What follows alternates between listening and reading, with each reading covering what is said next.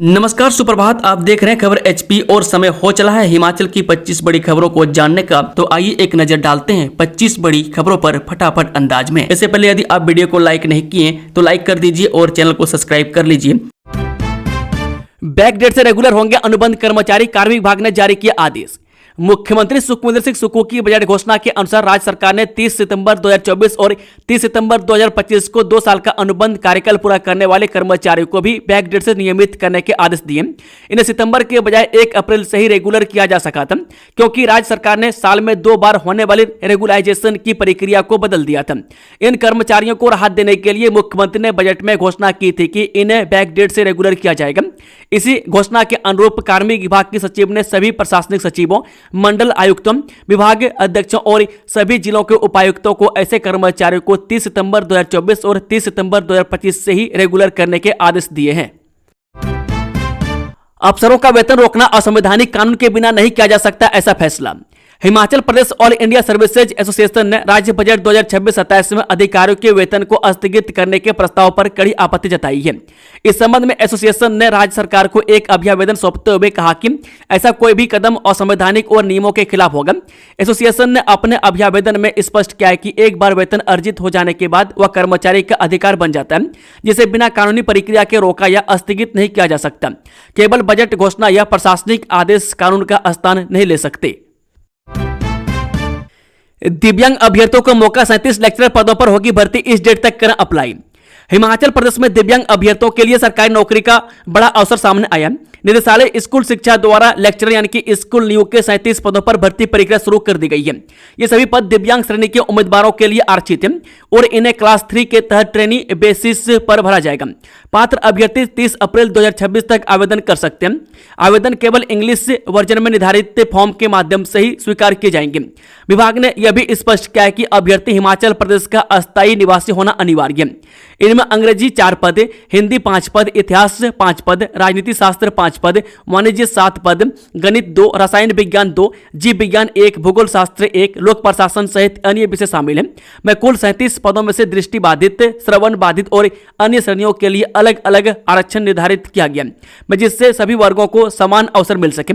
शैक्षणिक योग्यता की बात करें तो उम्मीदवार के पास से किसी मान्यता प्राप्त विश्वविद्यालय से संबंधित विषय में कम से कम 50% अंकों के साथ स्नातकोत्तर डिग्री होना जरूरी है। में साथ ही बीएड या समकक्ष व्यावसायिक योग्यता भी अनिवार्य रखी गई है। आयु सीमा 18 से 45 वर्ष के बीच निर्धारित की गई है। प्रदेश में यह लोग नहीं लड़ सकेंगे पंचायत चुनाव। हिमाचल प्रदेश में चिट्टा तस्करी में शामिल लोग पंचायत चुनाव नहीं लड़ पाएंगे। विधानसभा में गुरुवार को हिमाचल प्रदेश पंचायती राज संशोधन विधेयक 2026 से बिना चर्चा के पारित कर दिया गया। अब इसे राज्यपाल की मंजूरी के लिए भेजा जाएगा। राज्यपाल की स्वीकृति मिलते ही यह प्रावधान प्रभावी हो जाएगा और चिट्टा तस्करी से जुड़े लोग चुनावी प्रक्रिया से बाहर हो जाएंगे। पंचायती राज मंत्री अनुराग सिंह द्वारा बीते बुधवार को इस विधेयक को सदन में पेश किया था। इस संशोधन के तहत पंचायत जनप्रतिनिधियों पर भी सख्त प्रावधान लागू होंगे। यदि कोई प्रधान, उप प्रधान, वार्ड मेंबर, बीडीसी सदस्य या जिला परिषद सदस्य चुने जाने के बाद चिट्टा तस्करी में संलिप्त पाया जाता है और उस पर आरोप तय हो जाते हैं तो उसकी सदस्यता समाप्त कर दी जाएगी। संशोधन में सहकारी बैंकों और सोसाइटियों के डिफॉल्टरों को भी चुनाव लड़ने से अयोग्य घोषित करने का प्रावधान किया गया है।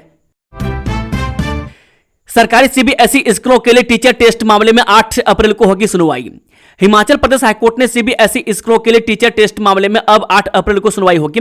पिछली सुनवाई के दौरान अदालत ने विभाग को भर्ती चयन प्रक्रिया को आगे बढ़ाने की अनुमति दी थी। इस मामले की सुनवाई न्यायाधीश विवेक सिंह ठाकुर और न्यायाधीश रंजन शर्मा की खंडपीठ कर रही है।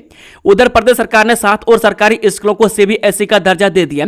मंडी के बलद्वाड़ा कॉलोनी, ढलवान, भद्रवार, कुल्लू जिला के भुंतर, हमीरपुर के रेली जजरी, लोहारली और कांगड़ा के हरिपुर गुल्लेर स्कूल में भी सीबीएसई पाठ्यक्रम पढ़ाने का फैसला लिया गया है। विरोध के बीच अयोग्य घोषित विधायकों की पेंशन बंद करने का विधेयक सदन में पारित।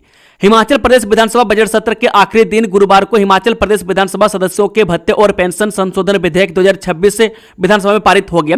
हालांकि विपक्ष की ओर से विधेयक का विरोध किया गया। प्रतिपक्ष ने आरोप लगाया कि विधेयक में संशोधन रेट्रोस्पेक्टिव यानी कि पिछली अवधि से के लिए नहीं हो सकता, भविष्य के लिए होना चाहिए। संशोधन विधेयक पर चर्चा के दौरान भाजपा विधायक रणधीर शर्मा ने कहा कि पहले भी सरकार इस बिल पर संशोधन लाकर पारित कर चुकी है। आईजीएमसी शिमला में पेट स्कैन सुविधा शुरू, मुख्यमंत्री ने किया शुभ आरंभ। इंदिरा गांधी मेडिकल कॉलेज में मरीजों के लिए पेट सीटी स्कैन की सुविधा शुरू हो गई है।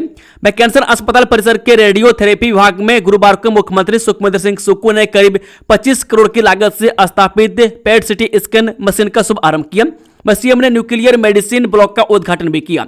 हिमाचल में पहली बार किसी सरकारी अस्पताल में यह सुविधा शुरू हुई है।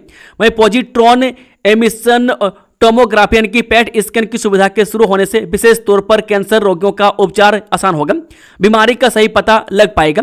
इस टेस्ट की सुविधा से रोगों का प्रारंभिक स्तर पर मेटाबॉलिक और मॉलिक्यूलर स्तर पर पता लग सकेगा। पारंपरिक इमेजिंग तकनीक जैसे सीटी और एमआरआई की तुलना में पेट तकनीक बहुत पहले ही शारीरिक परिवर्तनों का पता लगा लेती है।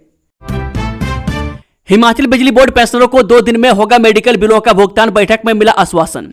बिजली बोर्ड के वित्त निदेशक अरिंदम चौधरी के साथ पेंशनर फोरम की गुरुवार को बैठक हुई। इसमें फोरम को आश्वासन दिया गया कि प्रदेश बिजली बोर्ड के पेंशनरों को 2 दिन के भीतर मेडिकल बिलों का भुगतान कर दिया जाएगा। फोरम के प्रेस सचिव एएस भलेक ने बताया कि बोर्ड प्रबंधन के साथ पेंशनरों के मुद्दों पर सकारात्मक और विस्तृत चर्चा हुई। बैठक में बोर्ड प्रबंधन ने सितंबर 2024 तक पेंशनरों द्वारा भेजी लीव इनकेसमेंट, ग्रेजुइटी और बकाया के भुगतान इसी माह करने का आश्वासन दिया है। डीएलएड के लिए 31 मई को होगा कॉमन एंट्रेंस टेस्ट, जाने आवेदन की अंतिम तिथि। डिप्लोमा इन एलिमेंट्री एजुकेशन यानी कि डीएलएड के लिए कॉमन एंट्रेंस टेस्ट 31 मई को होगा।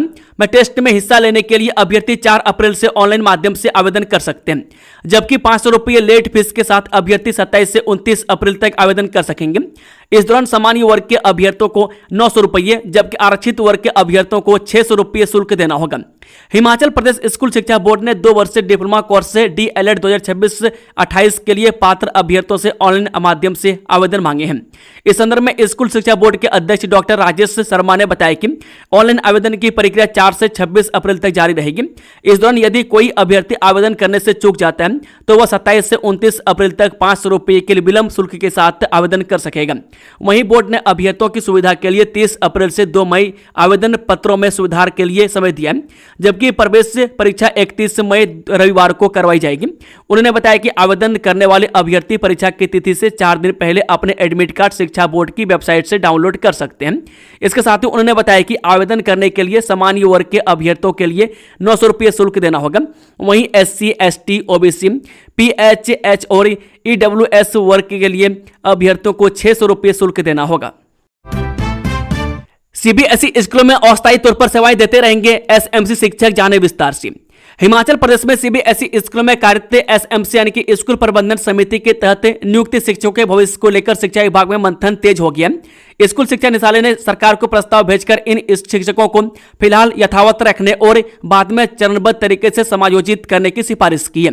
जानकारी के अनुसार प्रदेश के 151 सीबीएसई स्कूलों में से 33 स्कूलों में वर्तमान में 78 एसएमसी पीरियड बेस्ड शिक्षक विभिन्न श्रेणियों में कार्यरत हैं। इन शिक्षकों के लिए सीबीएसई स्कूलों में नियमित रूप से बनाए रखने का कोई स्पष्ट प्रावधान नहीं है। इतना ही नहीं, इन्हें सीबीएसई स्कूलों में तैनाती के लिए आयोजित स्क्रीनिंग टेस्ट में भी शामिल होने की अनुमति नहीं दी गई थी। हिमाचल में महंगी हुई अंग्रेजी शराब, 100 रुपये तक बढ़ गए दाम, रेगुलर ब्रांड में नहीं हुई अधिक बढ़ोतरी, जाने पूरी जानकारी। हिमाचल प्रदेश में अंग्रेजी शराब के दाम 100 रुपये तक बढ़ गए। मैं साल 2026-27 के लिए कर एवं आबकारी विभाग ने शराब के नए दाम जारी कर दिए। रेगुलर ब्रांड के दाम में अधिक बढ़ोतरी नहीं हुई है। मैं इनके दाम औसतन 10 से 30 रुपये तक ही बढ़े हैं। शराब ठेकों की ऑनलाइन नीलामी बीते साल के बेस प्राइस से 10% की बढ़ोतरी पर की गई है। मैं सरकार ने साल 2026-27 में भी एमआरपी के तहत ही ठेके नीलामी की है। मैं साल 2025-26 में सरकार ने यू टर्न लेते हुए एमएसपी को समाप्त कर एमआरपी की व्यवस्था फिर शुरू की थी। हिमाचल में 25,000 से ज्यादा फर्जी राशन कार्ड रद्द, लोकसभा में सांसद अनुराग ठाकुर का बड़ा खुलासा। लोकसभा में उठाए गए महत्वपूर्ण प्रश्नों के माध्यम से सांसद अनुराग सिंह ठाकुर ने देश की सार्वजनिक वितरण प्रणाली को अधिक पारदर्शी, लक्षित व आर्थिक रूप से टिकाऊ बनाने की दिशा में केंद्र सरकार द्वारा किए जा रहे व्यापक सुधारों को प्रमुखता से सामने रखा। उन्होंने कहा कि राइट फुल टारगेटिंग अभियान के तहत देश भर में बड़े पैमाने पर लाभार्थियों का सत्यापन किया गया, जिसमें विभिन्न सरकारी डेटाबेस के समन्वय से 8,51,00,000 संदिग्ध या अपात्र लाभार्थियों की पहचान की गई। इनमें आयकर दायरे में आने वाले व्यक्ति, कंपनी निदेशक, मृतक, डुप्लीकेट व लंबे समय से राशन न लेने वाले लाभार्थी शामिल थे।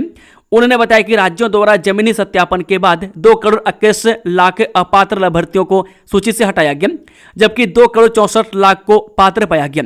इन्होंने कहा कि यह कार्यवाही सुनिश्चित करती है कि खाद्य सब्सिडी का लाभ केवल वास्तविक और जरूरतमंद परिवारों तक ही पहुंचे। उन्होंने हिमाचल प्रदेश का उल्लेख करते हुए बताया कि राज्य में 5,32,435 लाभार्थियों को चिन्हित किया गया, जिनमें से 25,357 को हटाया गया और 55,324 को सत्यापन के बाद बरकरार रखा गया।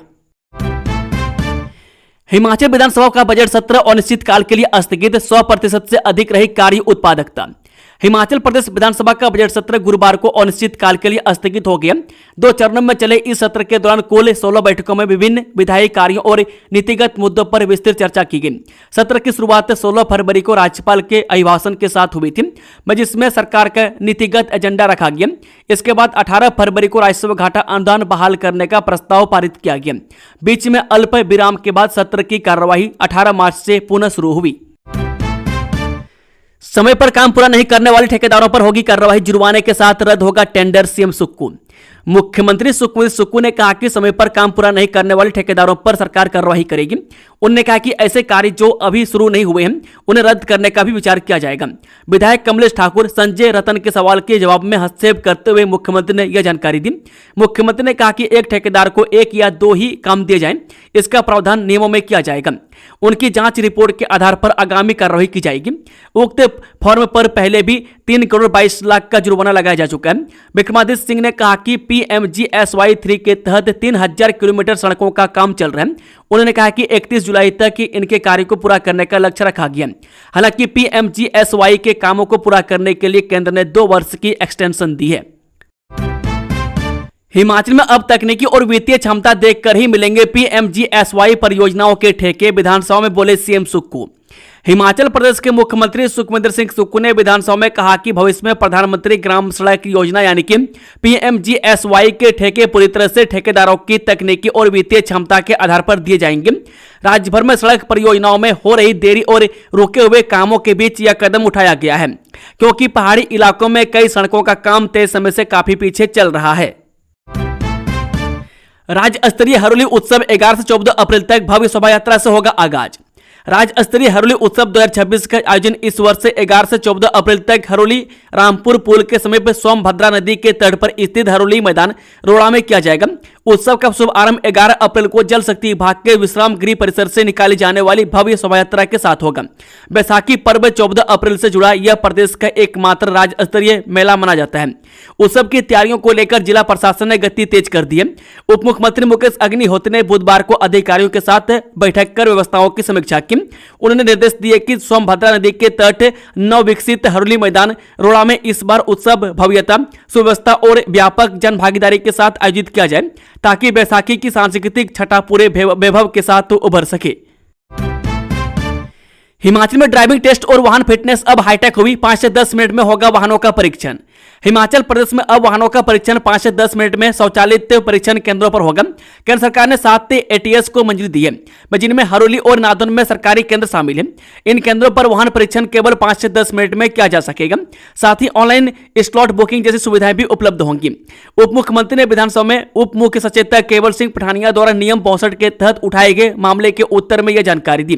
पठानिया ने कहा कि जिला कांगड़ा में केवल एक ATS होने के कारण स्थानीय लोगों को काफी परेशानी का सामना करना पड़ रहा है, जिससे वाहनों की लंबी कतारें लग रही है और यातायात बाधित हो रहा है। मुकेश ने कहा कि भविष्य में इसी माध्यम से गाड़ियों की पासिंग की जाएगी। उन्होंने बताया कि केंद्र सरकार ने राज्य के कार्यों की सराहना करते हुए 100 करोड़ रुपए की प्रोत्साहन राशि जारी की है। घर होटल में लिफ्ट लगाने की तैयारी है तो रोकिए, पहले जान ले ये नियम, नहीं तो भरना होगा 50,000 का जुर्माना। हिमाचल प्रदेश में पर्यटन को बढ़ावा देने के लिए लिफ्ट और एस्केलेटर्स के उपयोग को कानूनी दायरे में लाने हेतु विधेयक पेश किया गया। बिना अनुमति इन्हें लगाने पर 50,000 रुपए का जुर्माना लगेगा। साथ ही चिट्टे के मामले में चार्जशीटेड व्यक्ति पंचायत चुनाव नहीं लड़ पाएगा। रिकांगपिओ में आयोजित होगा राज्य स्तरीय हिमाचल दिवस समारोह। मुख्य सचिव ने की तैयारियों की समीक्षा। मुख्य सचिव संजय गुप्ता ने आज यहां राज्य स्तरीय हिमाचल दिवस समारोह की तैयारियों को लेकर समीक्षा बैठक की अध्यक्षता की। यह समारोह जिला किन्नौर के रिकांगपिओ पुलिस मैदान में आयोजित किया जाएगा। उन्होंने संबंधित विभागों को कार्यक्रम के सफल आयोजन के लिए समयबद्ध और प्रभावी व्यवस्थाएं सुनिश्चित करने के निर्देश दिए। बैठक में सभी जिलों के उपायुक्त वर्चुअल माध्यम से शामिल हुए और मुख्य सचिव को अपने अपने जिलों में की जा रही तैयारियों के बारे में अवगत करवाया। मुख्य सचिव ने कहा कि मुख्यमंत्री सुखविंदर सिंह सुक्खू राज्य स्तरीय समारोह की अध्यक्षता करेंगे। उन्होंने विभिन्न विभागों के बीच बेहतर समन्वय पर बल देते हुए सुरक्षा, स्वच्छता, यातायात प्रबंधन, पेयजल, चिकित्सा सुविधाएं और आपातकालीन सेवाओं की अग्रिम व्यवस्था सुनिश्चित करने के निर्देश दिए। उन्होंने बैठने की उचित व्यवस्था, मंच प्रबंधन और निर्बाध विद्युत आपूर्ति सुनिश्चित करने को भी कहा। हिमाचल विधानसभा में गूंजा जय किसान, ध्वनि मत से पारित हुआ किसान आयोग के गठन का विधेयक। हिमाचल प्रदेश विधानसभा के बजट सत्र के आखिरी दिन गुरुवार को राज्य किसान आयोग विधेयक 2026 को ध्वनि मत से पारित कर दिया गया। इसके पारित होने के साथ ही प्रदेश में एक समर्पित किसान आयोग के गठन का रास्ता साफ हो गया है, जिसका मुख्य मकसद खेती किसानी को मजबूत करना और किसानों की तकदीर बदलना है। मैं कृषि मंत्री चंद्र कुमार ने सदन में यह विधेयक पेश करते हुए कहा कि खेती में घटता मुनाफा, जमीन के छोटे टुकड़े और मौसम की मार जैसी चुनौतियों से निपटने के लिए यह आयोग एक सलाहकार की भूमिका निभाएगा। यह आयोग न केवल खेती बल्कि उससे जुड़ी अन्य क्षेत्रों की भी समीक्षा करेगा और सरकार को ऐसी नीतियों को सुझाव देगा जिससे खेती घाटे का सौदा न रहे। हिमाचल की आत्मनिर्भरता के लिए जाखू में सीएम ने किया हवन यज्ञ, हनुमान जयंती की दी बधाई। हनुमान जयंती के पावन अवसर पर मुख्यमंत्री सुखविंदर सुक्खू ने प्रदेशवासियों को बधाई दी और हिमाचल की सुख समृद्धि की कामना की है। इस अवसर पर मुख्यमंत्री सुखविंदर सिंह सुक्खू के धर्मपत्नी सहित शिमला के ऐतिहासिक जाखू मंदिर पहुंचे और पवन पुत्र हनुमान जी का आशीर्वाद प्राप्त किया। इस दौरान मंत्री राजेश धर्मानी और मंत्री विक्रमादित्य सिंह ने भी जाखू में माथा टेका और बजरंग बली का आशीर्वाद प्राप्त किया। इस दौरान मुख्यमंत्री ने कहा कि आज हमारे 3 विधायकों राजेश धर्मानी, सुरेश कुमार और कमलेश कुमारी हवन का जन्मदिन भी है, जिसके लिए सभी को ढेरों शुभकामनाएं। इस दौरान मुख्यमंत्री ने प्रदेश की आत्मनिर्भरता के लिए हवन यज्ञ भी किया और हिमाचल की खुशहाली की कामना की। स्मार्ट मीटर पर आ गया सरकार का अभियान, जाने क्या बोले केंद्रीय ऊर्जा मंत्री। देश भर में स्मार्ट मीटर को लेकर काफी विरोध देखने को मिला। लोगों का कहना था कि स्मार्ट मीटर लगने से उनका बिजली का बिल अधिक आएगा। वहीं कई ऐसी खबर भी वायरल हुई जहां ग्राहकों की स्मार्ट मीटर लगवाने के बाद भारी भरकम बिल थमा दिए गए। इस सब के बीच लोगों ने स्मार्ट मीटरों को जमकर विरोध किया और रैलियां भी निकाली। लेकिन अब स्मार्ट मीटर को लेकर सरकार का बयान आ गया। सरकार ने लोकसभा में कहा कि देश में बिजली के प्रीपेड स्मार्ट मीटर अनिवार्य नहीं बल्कि वैकल्पिक है और जो उपभोक्ता स्मार्ट मीटर लगाना चाहते हैं उन्हें ही यह सुविधा दी जाएगी। पेट्रोल डीजल के बाद सरकार की एक और बड़ी राहत, ईरान युद्ध के बीच हुआ बड़ा फैसला। सरकार ने ईरान की लड़ाई और उसके परिणाम स्वरूप वैश्विक आपूर्ति श्रृंखलाओं में उत्पन्न व्यवधानों को देखते हुए 30 जून 2026 तक महत्वपूर्ण पेट्रोकेमिकल उत्पादों पर पूर्ण सीमा शुल्क छूट प्रदान करने का निर्णय लिया है। सरकार के अनुसार इस छूट से पेट्रो, रासायनिक, कच्चे माल और मध्यवर्ती पदार्थों पर निर्भर विभिन्न क्षेत्रों को लाभ मिलने की उम्मीद है, जिनमें प्लास्टिक, पैकेजिंग, वस्त्र, फार्मास्यूटिकल्स, रसायन, ऑटोमोटिव घटक और अन्य विनिर्माण क्षेत्र शामिल हैं। इससे अंतिम उत्पादों के उपभोक्ताओं को भी राहत मिलेगी।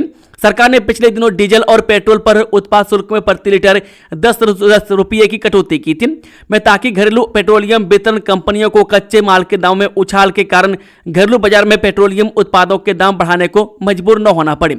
भारत खनिज तेल और गैस तथा पेट्रोल रसायन उत्पादों के लिए एक बड़ी सीमा तक आयात पर निर्भर है और पश्चिम एशिया इन उत्पादन का प्रमुख स्रोत है।